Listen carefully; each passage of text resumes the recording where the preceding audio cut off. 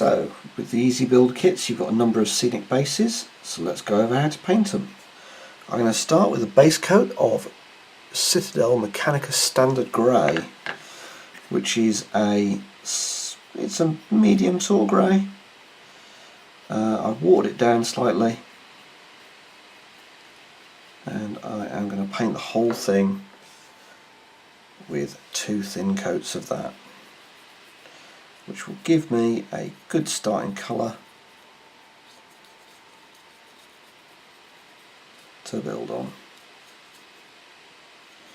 So,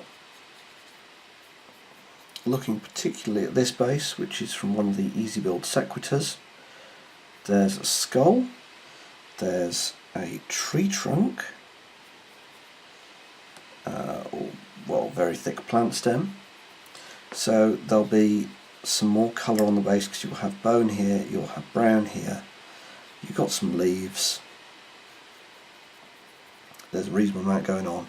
But I am going to start with 2 thin coats of grey. With 2 thin coats of Adeptus Mechanica Standard Grey dry, I've got some Celestra Grey which I've watered down, and I'm going to dry brush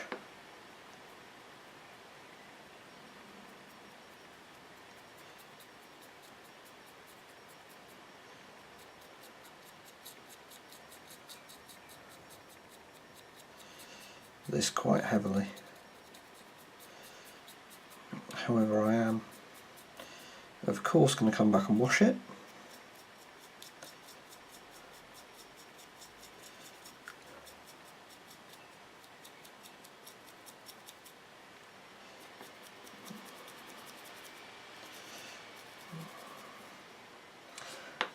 After I've picked out the areas that aren't going to be grey in the base coat. So I'll be back in a second and I will pick out the skull with a single layer of Xandri dust. I've now got a little bit of thinned down Xandri dust that I'm going to use to pick out the skull. So, as you can see, I'll just pick out this little fella here with some Xandri dust. But in a second I'm going to hit this whole base with a wash. So straight away you start to see that the base is coming together. There's some leaves that will need to be picked out in green. I've thinned down some Agrax Earthshade, 50-50 mixed with water. Doing so does affect how it behaves. So as you can see, it's thinner. I'm using it to get into the grooves and in many ways dirty up the base. So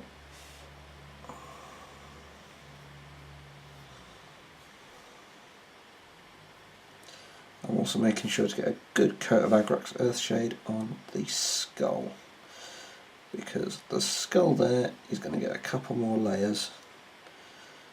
So once I'm done with this and it's dry, I'm going to hit the whole thing with the dry brush of grey and then a final line highlight. Once this is dry, I'm going to hit it with a little bit of line highlights with the grey. Then I'm going to pick out the skull and I'm going to pick out this and pick out the leaves. So I'll be back in a minute when the wash is dry. So I've prepared a little bit of Elysian green with some water and I'm going to start picking out the leaves. So doing this adds a little bit of colour to the base and provides a contrast with all the stone. So you don't have to use green, you can make them autumn leaves using an orange or a red, and in fact that'd look really nice. But you absolutely should pick them out in order to provide a little contrast. So I'm using a nice light green. I am going to hit it with a wash of Athonian Camo shade to darken it down a little bit, but I will come back in a minute and do that. So from there you can see already how those accents help So I'll polish that off, let it dry, and I'll come back and hit it with some ink. So with the green dry, I'm going to take a tiny amount of Athenian camo shade and add it to the leaves. So I'm doing this to give them a little more definition, particularly as they've got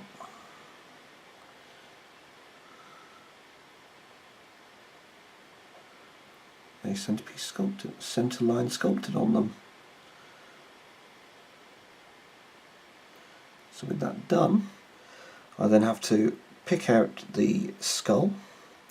And I'm thinking about whether to do this pot a separate colour, because this is a broken pot with shards of pottery, so whether doing it a nice clay brown would give a nice little point of interest on the base here. So I'll be back in a minute to paint some of the details. With the leaves dry, you can see the additional detail that Link has added. So this pot here, I've got a little bit of XV88, which is a mid-brown that is quite a clay colour, and I'm going to paint this pot brown as a base coat.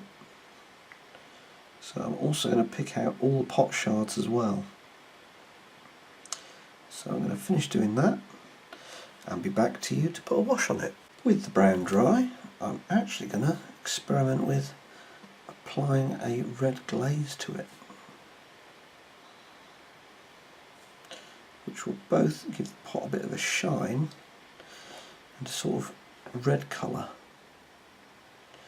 If you've actually done pottery, you'll be familiar with pottery glazes. So what I'm going to do is I'm going to apply it to the outside of the pot, but not the inside. The way I'm going to apply it to the shards inside the pot. We've now got a reasonably colourful pot in one corner.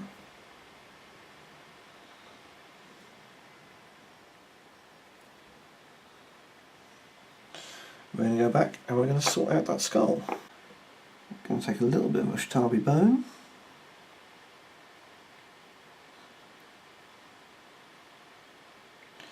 and we're going to start picking out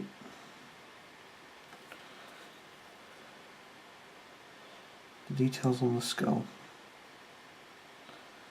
So we've got a bit of jawbone here.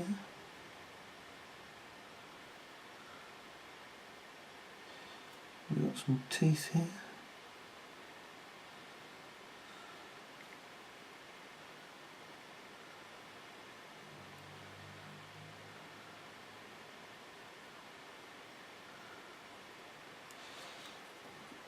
Basically everything except the very deepest recesses is going to get a little bit of Ushtabi bone on it.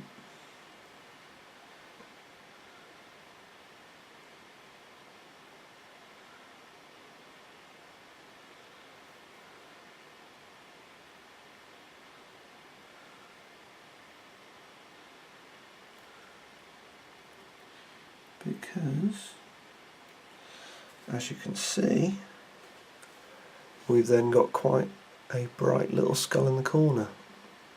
So I'm going to come back with a final highlight on that skull, and then I'm going to declare the base done. So we've got a sort of red clay pot here, which actually does look like red clay. Brown with a red glaze. We've got the leaves, we've got the skull. I'm now going to apply a thin layer of Screaming Skull to the model, only for the most raised pieces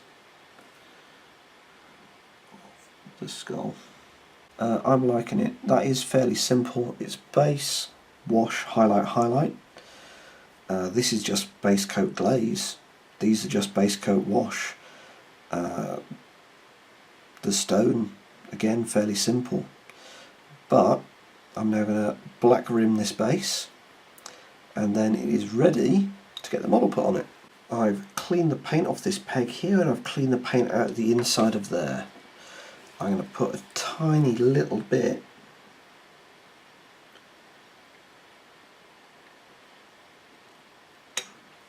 of super glue each side of that peg, and then I'm going to go around the peg with some plastic glue. I'm then going to